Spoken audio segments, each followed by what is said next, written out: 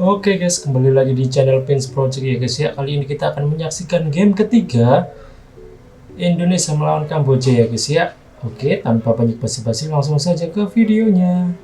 Yeah, but Lutu will still be able to clear it out, has the Demon Slayer as well.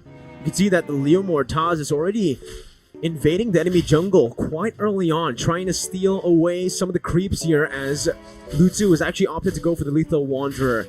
No mid-control for Indonesia. This might be risky, but Taz gets out in time, getting a level lead on Lutu right now, and proceeds to go over to his own jungle to full clear. In the early game, it's never big moments for the most part, right? I think it comes down to the smaller exchanges, the small goal differences, and now they're just going aggressively, but ooh, very scary because Dreams was in the wings. And again, it's just a very balanced contest of wave clear and ganking potential, and neither team has had a lead just yet. Both teams are still playing it a bit passively, right? Both roamers are rotating across the map as well.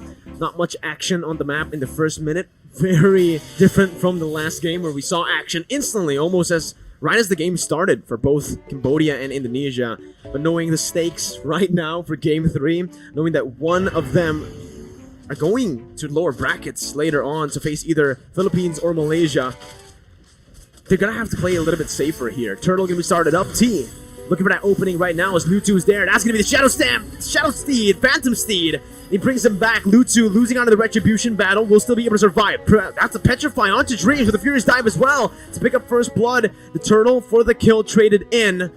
And this is where I have to ask you, Arashi, who takes that? Who got the better trade? I think for now, especially since in the mid lane there's a bit more aggression, Cambodia definitely has a bit of an edge. They get the shielding from the Turtle and they go aggressively yet again. Indonesia now needs to be very, very careful. They have tools to protect their carries, but if they let Cambodia gain too much momentum, that is a very dangerous mid game that they are looking at right now. Especially, as we mentioned, if the Lolita can set up, if T can make those plays happen, that is definitely something that Indonesia wants to avoid in order for them to be able to shut down OP in this bottom side. Brands was taken out, so now it really leans in favor of the Cambodians. Well, Deja's going to be caught as well, though, in the real world revelation. Instantly taken down as well with the damage coming in from Taz on that Phantom Steed. It's 1-2 on the scoreboard. Again, that neutral objective did go to the hands of Indonesia as they're looking to use this Phantom Steed towards that top side. Taz has to be careful. We'll be able to steal it for a bit, but just decides to back off again. Both teams, knowing the stakes, will choose to play it a bit more passively here in the third game. Indonesia has not been having a lot of time to shut down OP. They're moving right now, but you can see that the pressure game is much different. Cambodia is actually matching Indonesia in the wave clear department, and that means that Indonesia cannot outmaneuver, at least not as much, the members of the Cambodian side, at least for now. With some items coming in, maybe the difference in skills will actually make that a possibility. So far, 4 minutes in, again, not much action on the map. It comes down to, the slow games come down to those little wins, Arashi, like you mentioned, to set up for that mid stage, because every little win is going to be building up constantly for both of these teams. And I think both of the teams have been doing a pretty stellar job. Cambodia with more wave control, though, in that gold lane. We'll have a bit more to say around this Turtle. That's a brilliant Numenon Blast, but the Phantom Steed is there to respond. That's a Black Dragon form as well. Taz trying to steal it, but finally losing out in the Retribution battle, giving it over towards Cambodia. And Taz as well will lose his life. So Cambodia took a 2-0. The 2-0, and they didn't even bring side cuts into the equation. He is on the top side. Boom was the only one maneuvering down, and boom, he has made an impact. The Black Dragon form is just so annoying, so oppressive in those objective takes, and Indonesia, they lose out there, but can the advantage side cuts is getting in the EXP lane later on make a difference? Is this the investment they are making in the early game to maybe play a split push gameplay instead? 4-man gank around that gold lane. Dreams. That's a circling eagle stolen away from Deja. Doing a good job at zoning the Indonesian members here away from that tier 1. Whoa. For OP to take a good siege and a good rotation from Cambodia to pick that up. You can see, like you mentioned, Indonesia are looking to trade up in that XP lane, but up against the Yuzong, it's really difficult to do. It's a very sustainable hero that has a Petrify. Now that he is 2 kills ahead as well with that Black Dragon form, it really feels like he's unkillable unless Indonesia throws more than... Well, unless they bring 4 people up to the XP lane. Even with 3, as you mentioned, Mikko, it's gonna be a bit of a stretch. But of course, Indonesia, if they do go for that, they'll have some preparations in place. But now they're going for that mid lane play instead. T still soaking in all the damage there. Does a good job to help Deja to disengage. And Indonesia so far, every little rotation that they've been trying to do, every single catch they've been trying to look for, hasn't really worked out in favor for them. It's been Cambodia with the more efficient roams, more efficient rotations across the map. It seems like Indonesia wants to be as aggressive, but without the Kadita they had in game number 2, without 2 Petrifies, because Psychots is not on that Yuzong. They just are struggling to find the right pickoffs, and they need to rely on these neutral objective fights. But even there, it seems like Cambodia is 1 step ahead. They will take a free turtle yet again. Perhaps Indonesia is waiting for more items, more of a power spike. They are a team with experience, and they have shown to actually be prioritizing that EXP lane yet again. Psychots able to take out that turret, but will that be enough? Will that be worth it? We'll see here as Cambodia are trying their best to siege down that mid lane. Good rotations from Taz, moving over from his orange buff right to that mid lane to help out the other members on the team. But right now, like you mentioned, that's the wise choice by Indonesia, looking to trade instead of contesting for the neutral objectives, which is definitely going to be favoring Cambodia here in the mid stage of the game. For Indonesia, again, they need to wait for Brands and Hijumet to get those item power spikes, and unfortunately for Indonesia, it does take a bit longer for them to get those power spikes. And you can see, with Windtalker built up by the Iritho, working on that Berserker's Fury next. Meanwhile, for the Beatrix, just that BODs, technically enough. He can go for something like a Haas Claws now, or even a Wind of Nature, and he does a lot of damage already. I think later on, Opie is going to go for more of a burst damage build instead of a DPS build.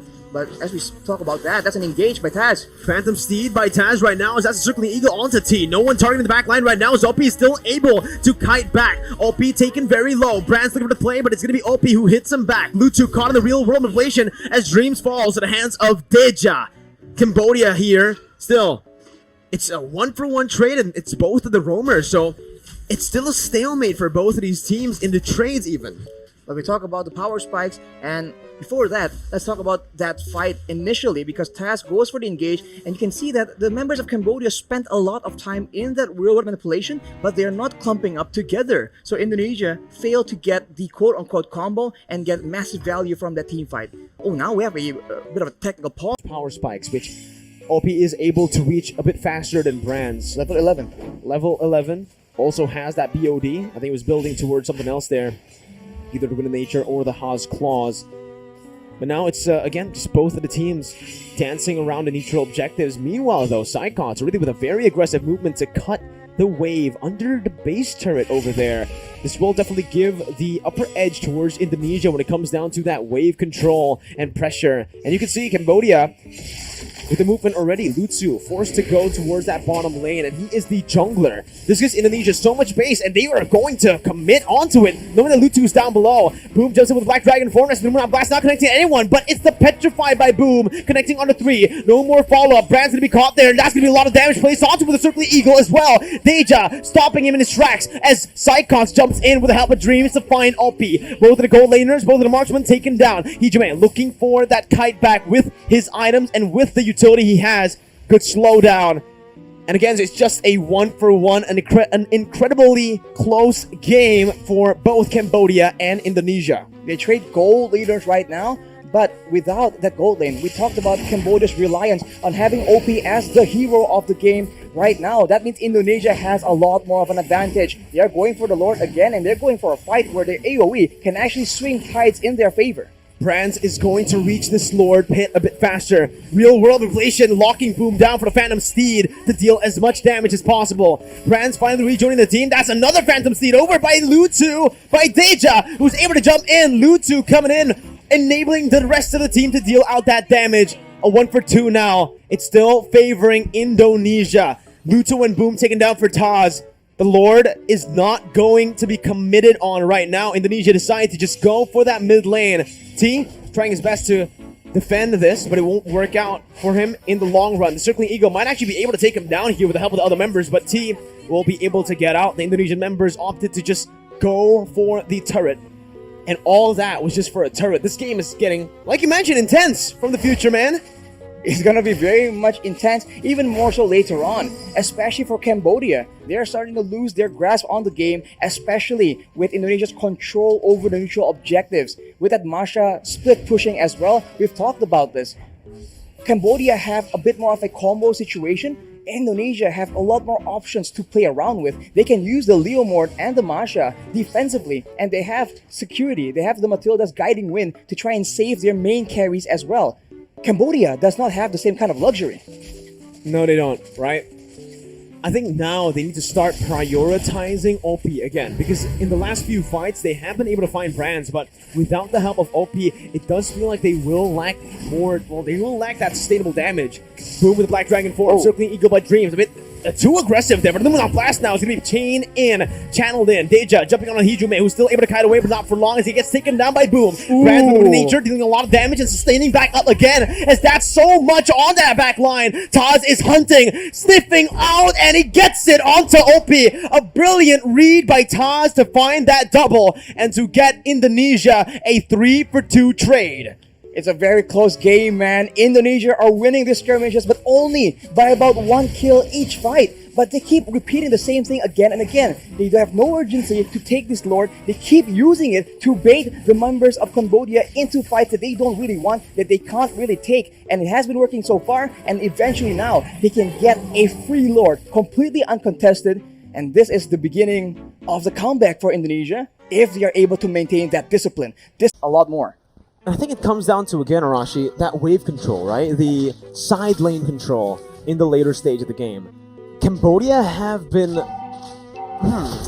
The division of labor within Cambodia is a bit questionable in my opinion, right? Lutu has been the one sent down to the gold lane to actually clear that minion wave where, again, he's the jungler. He needs to be there. That was the reason Indonesia were able to commit onto Lord and to force Cambodia in a position where they weren't ready to look for a fight. But here it is once again. Nibiru's passion there by OP, but it's going to be cancelled out. That's still the mid lane tier 2 taken down. They have a lot more siege potential here with the Eve. And now look at that flank though from T. Oh, he's going to be spotted out here. It was initially such a good flank, but it's going to be spotted out, and that's the flicker out. The threat of that Noom Now Blast flicker is no longer present for Cambodia. That is completely unfortunate. And as you mentioned, Mirko, sending Luto is difficult, but they require Boom to have that kind of backline pressure in those team fights. Indonesia is making Cambodia have the hardest of decisions, and now with that superior siege, with that poke damage, with the counter engage available, they're slowly but surely working up their way, taking control over the jungle, and now Cambodia is in trouble. Can they even send anyone out to try and scout in these bushes? Because T has no flash, no flicker available. Yeah, let's take a look at the items here. That's the Berserker's Fury, the DHS already completed as well. It's done for brands here on the Irithel. One more item to go. He's working on either a I don't know. Does he want to get a Scarlet Phantom here? I feel like, you know, Has Claws? As late as this, I'm thinking. I feel like Has Claws would be better because how Irithel works out, but maybe he has something else in mind. Hijume, of course, I have my eyes on the Yeev with a Divine Glaive, though. You're biased towards Yeev, Arashi. I mean, it is what it is. He has penetration now, and that is a lot of AoE, especially if Indonesia is using these lords to actually bait Cambodia into a fight. Psychots losing a whole lot of HP. OP with a brilliant Wind of Nature there. Baits out that Thunderclap. Now it's the engage once again by Dream. Circling Eagle over to OP, but it's a very good knock-up over from Boom. A kill over to Brands as well. Indonesia caught in the midst, now having to back off. Hijume getting the shield down with the real world inflation, but Lutu comes in to follow it up. It's a blunder from Indonesia. 3 members falling, and this might be it for Cambodia. That was the moment they were looking for to turn the tides and to get the goal lead back in their hands. 20 seconds for Brands to be back onto the map. The wave is benefiting Cambodia, but their base isn't exactly safe as well. Right now, they go for the Lord, where they could have potentially went for an end push and catch and force these 2 remaining members into crazy fights. They go for the Lord though, the more calculated approach, but they might lose a turret because of it. Definitely a big benefit for Cambodia, but maybe it could have been a bit more efficient. I think they made the right choice. I think if they went for more turrets, it wouldn't be worth it in the end. The turrets can go later on. Obviously, it's going to be there forever, but the Lord can be contested if the Indonesian members respawn. Cambodia decided to make the right choice over there. Again, playing it disciplined and not getting the pressure into their heads, right? Into their minds right now. A very good fight. And we actually asked this question right before the pause. How is Cambodia going to play from behind? That's how they play from behind. They still try their best to go for these coin flip fights, and they still know, even while they're behind, they understand where those little mistakes will happen from Indonesia. And like I mentioned, it is the Scarlet Phantom for brands. We said either Immortality or Haas Claws could be another good option for him, but he decides to go for more attack speed. Well, that is why, as well, that is why Cambodia keeps Boom in those team fights. That is the impact he can bring. And now with the Lord there, it will be cleared out by the Indonesians, and it's back to the status quo. It's back to Indonesia, pressuring with that macro game, abusing this Masha as much as possible, but Cambodia has equalized on the goal lead. This game is very, very intense, and I must say, I still think the late game favors Indonesia, but Cambodia is making it seem not so one-sided. It comes down to OP, right? In the later stage of the game, and Deja, honestly. Yes. Honestly, it feels like it's every single member, because Boom was the key member to getting that fight over to the side of Cambodia. Now, OP and the rest of the members now looking for that bottom tier 2. Psychos looking for the flanks right now, but he's all alone. Caught in the midst of it all right now. As that's the advantage. Rage popped in. Psychos still going onto OP, who's still able to kite away. Real world inflation onto Deja, but he flickers out. Boom as well here, getting out to safety with a furious dive. Both teams disengaging. And it's an amazing team fight. Micro play shining for both Cambodia and Indonesia. Keep in mind though, look at the battle spells. Everything has been exhausted by the Cambodian side, so there's a small window here where Indonesia can make a winning play. This is 19 minutes in the game. For the most part, especially the main carries, everyone is on a full inventory slot. Hijime has a winter truncheon, so watch for that being used to maybe bait out some abilities, but for OP, he has the Wind of Nature, so Psychots as well as Taz will have a more difficult time bursting him down. Grant's included in that equation as well. It will be in the hands of Hijime to see if he can actually burst OP through that Wind of Nature. 19 minutes in now. Next Lord is going to be the Evolved Lord, and you can see Cambodia already maneuvering around that place, knowing that they have more pressure on the map currently, even with the disadvantage in turrets. With the top side continuously just pushing in towards Cambodia, they've been able to actually micromanage it to a point where it's always at a good position, right? Again, they're leaving it in that top side, having one minion pushing in as well. Well, Luto has the Cursed Helmet right now, but Taz has built a Blade of Despair. Brands has switched over to a Has Claws, as we mentioned, so he won't be easily or as easily bursted down in these fights. That is how the Irithel usually operates, but Cambodians are pressuring for the Lord. They might just commit to it. Psychons is looking for that split push here. This is the moment right now as Boom jumps in with the Black Dragon form. Going to be taken very low as Dreams does the same thing. Psychons on the base already right now, looking for that split push, looking for the back door. Boom going to be taken down. That's the Immortality popped in. Psychons still looking for the play as T is going to be losing his Immortality as well. Boom taken very low. Toss looking for Phantom Steed, gets the kill. T as well, falling 2-4-0. Psychons manages to distract the other members as well, and Cambodia with the Lord won't be able to do much. It's a 2-0 for Indonesia, and with all the waves in that top lane, the bottom lane, and even in the mid lane pushing into Cambodia, it feels like Cambodia are the ones now at a disadvantageous position. You have to ask the question again, is it worth going for the Lord, trading it for the lives of your members? The longer the game goes, the longer these death timers will be for both these teams, and that must be something you need to calculate. If you take the Lord and lose 2, you might just be at a disadvantage. Indonesia is making Cambodia pay for that Lord take. They're going for the play. The damage onto Alpi with the real world inflation, forcing the flicker out. Lutu trying to cancel it out, but will lose his life in the process right now as everybody goes for the base, and it might just be it. Indonesia manages to come back. Reverse sweep. Oke guys, terima kasih untuk semua yang sudah menonton videonya. Jangan lupa like, share, dan subscribe. Terima kasih. Dadah.